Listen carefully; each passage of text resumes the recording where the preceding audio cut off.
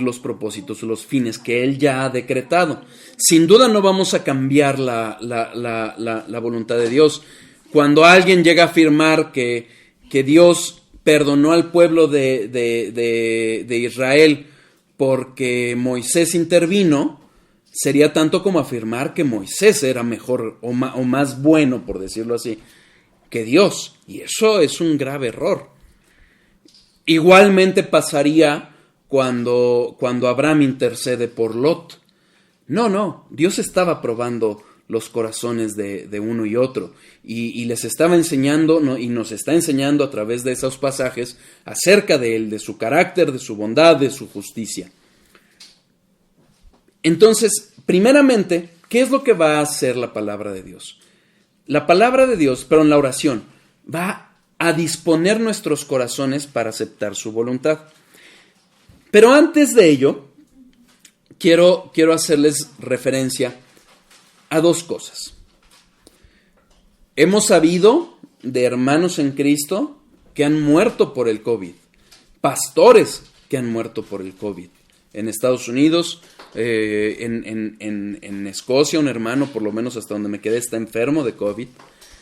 Hemos sabido de otros hermanos que se han recuperado. Acompáñenme a Romanos 8:28, por favor. Vamos un poquito más que la mitad del estudio. Si hay más preguntas, aprovecho y me quedo en las preguntas. No estoy viendo mensajes en el Facebook. Si tienen dudas, por favor, escríbanle a Edith. Pero si no, ahorita ya termino esta duda y retomamos el estudio que tenemos pendiente, ¿sí? Romanos 8:28.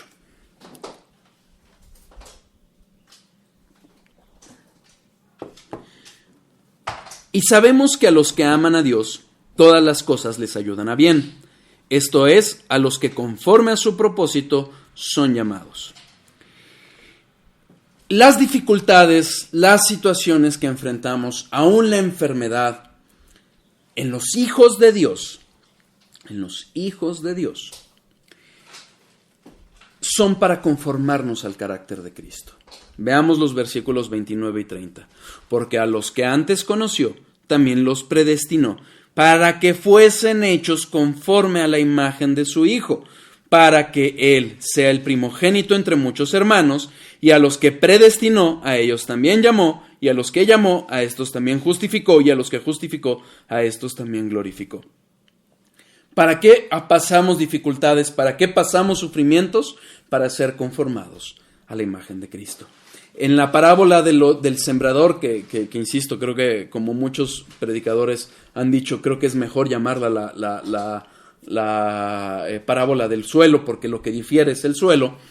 Vemos cómo hay suelos en donde no hay profundidad en la palabra, y entonces vienen las aflicciones de este mundo, las pruebas, y se secan. Hay otros en que las necesidades de este mundo, las riquezas, las banalidades, ahogan el fruto. Entonces son falsos hermanos o son falsos cristianos, y a veces las dificultades nos van a mostrar a nosotros mismos si realmente tenemos una fe auténtica, si hay algo que Dios está trabajando en nosotros. ¿Por qué lo menciono en esta pregunta acerca de la oración? Porque antes que pedir que la dificultad pase, nuestra primordial finalidad en la oración debería de ser: Señor, que se cumpla este propósito que está pasando. Si es prueba, que salgamos avantes de la prueba, que salgamos fortalecidos de la prueba. Si es disciplina, que aprendamos la lección. Señor, si no somos hijos de Dios, quebrántanos. ¿Para qué? Para que lleguemos a tus pies y entonces demos gloria aún a pesar de las dificultades o de lo que tengamos que haber pasado. Nunca vemos a Pablo quejarse del aguijón de la carne más que glorificar a Dios. ¿Por qué? Porque finalmente eso fue algo que él, por su carácter, por la condición que él tenía que experimentar y sufrir el resto de su vida para no envanecerse, como él mismo lo menciona. Fíjense, Lucas 17.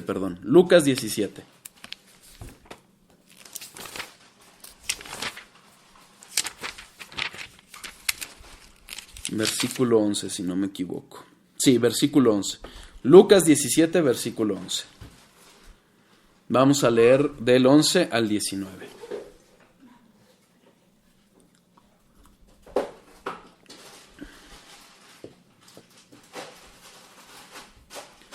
Yendo Jesús a Jerusalén, pasaba entre Samaria y Galilea, y al entrar en una aldea, le salieron al encuentro 10 hombres leprosos, los cuales se pararon de lejos, y alzaron la voz diciendo: Jesús, Maestro, ten misericordia de nosotros.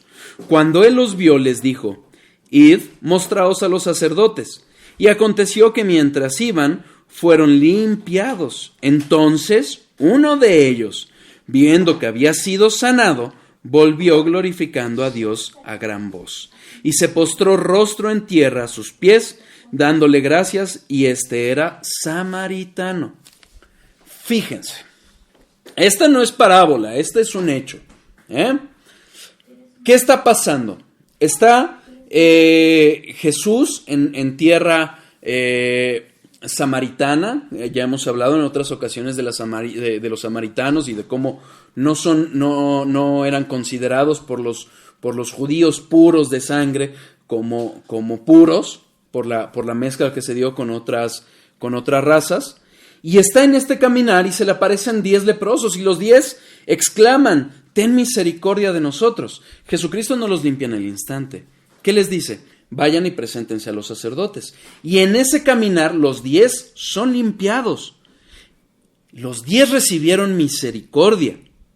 Los 10 vieron eso que los aquejaba alejarse de ellos. Vieron cumplidas sus necesidades terrenales. Pero solo uno vio salvación. Versículo 17. Respondiendo Jesús dijo: ¿no son 10 los que fueron limpiados? ¿Y los 9 dónde están? No hubo quien volviese y diese gloria a Dios, sino este extranjero. Aquel despreciado por los judíos fue el que regresó. Fíjense. Y le dijo: levántate, vete, tu fe te ha salvado.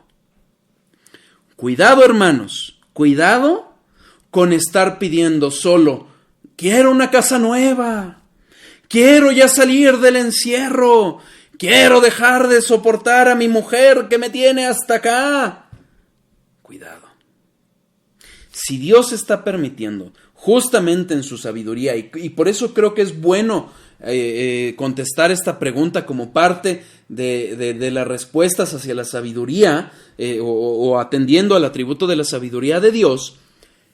En su sabiduría Dios está tratando infinidad de cosas con nosotros. Si seguimos en la misma situación, hermanos, confiemos en que Dios sabiamente algo está obrando en nosotros.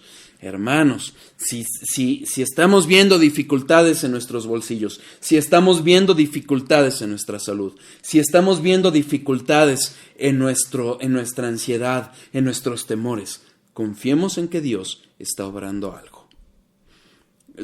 Cosas tan sencillas como algunos hermanos que decían, para estos que no quieren, que no les gusta educar a sus hijos en casa y que tenían a sus hijos en escuelas, hoy están viendo cómo realmente las escuelas no son tan esenciales. Entonces, Dios está tratando infinidad de cosas. Y como se los he dicho a muchas personas, cuidado cuando viene la prueba y no la pasamos. Porque si somos hijos de Dios, la vamos a tener que repetir y repetir y repetir hasta que la pasemos. Y si no somos hijos de Dios, cuidado que nos pase como alguno de estos 9 leprosos, que fueron sanados, pero no fueron justificados. Cuidado con ellos, con ser como ellos.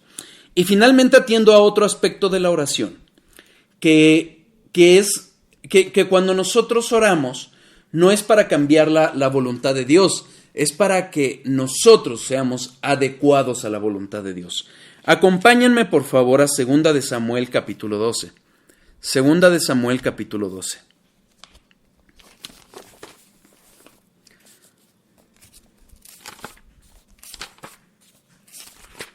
Me vieron que estaba ya había iniciado el video justamente para poder transferir o compartir la liga y la pudieran acceder. Y todavía estaba buscando justamente este pasaje. Lo tenía en mente cuando estaba analizando esta pregunta. Esta pregunta. Y creo que nos va a ser de mucha iluminación. ¿Qué sucede?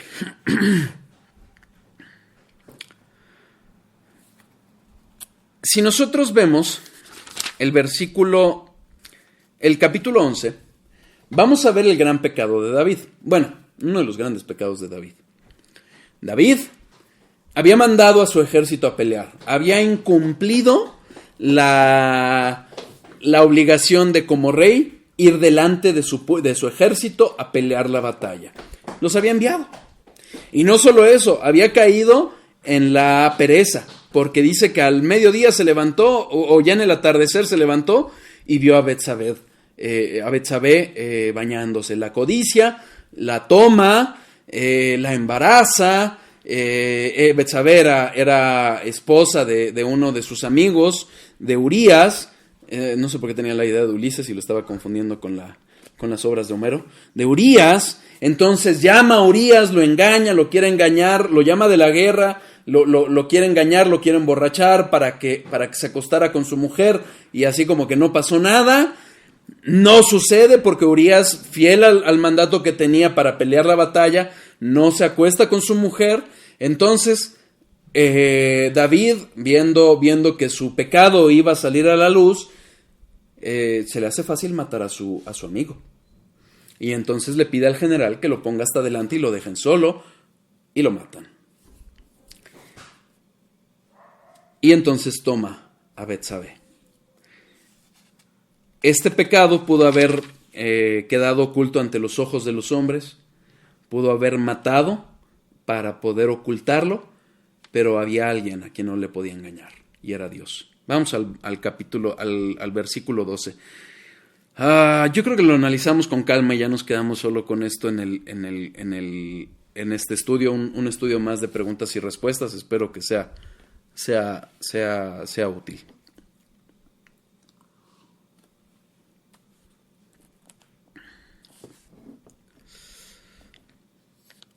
Vamos a leer mejor desde el 11. Espero que haya quedado claro la narración. Versículo 26. Oyendo la mujer de Urías que su marido Urías era muerto, hizo duelo por su marido. Y pasado el luto, en versículo 27, envió David y la trajo a su casa, y ella fue su mujer, y le dio a luz un hijo. Mas esto que David había hecho fue desagradable ante los ojos de Jehová. Sin duda fue desagradable a los ojos de Jehová. Capítulo 12. Jehová envió a Natán. Natán era el profeta. Ya había muerto Samuel para esta época. Y veamos. Jehová envió a Natán a David, y viendo a él, le dijo: había dos hombres en una ciudad, el uno rico y el otro pobre.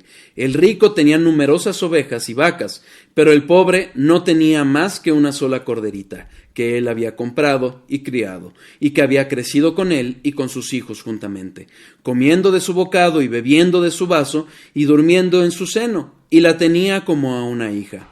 Y vino uno de camino al hombre rico, y éste no quiso tomar de sus ovejas y de sus vacas, para guisar para el caminante que había venido a él, sino que tomó la oveja de aquel hombre pobre y la preparó para aquel que había venido a él. Entonces se encendió el furor de David en gran manera contra aquel hombre, y dijo a Natán: vive Jehová, que el que tal hizo es digno de muerte, y debe pagar la cordera con 4 tantos, porque hizo tal cosa y no tuvo misericordia. Ojo con esta enseñanza, porque finalmente nosotros somos excelentes jueces de la conducta ajena y pésimos jueces de nuestra conducta. Somos muy malos jueces de nosotros mismos y somos sabios en nuestra propia opinión. Somos muy malos jueces. Y esto le pasó a David.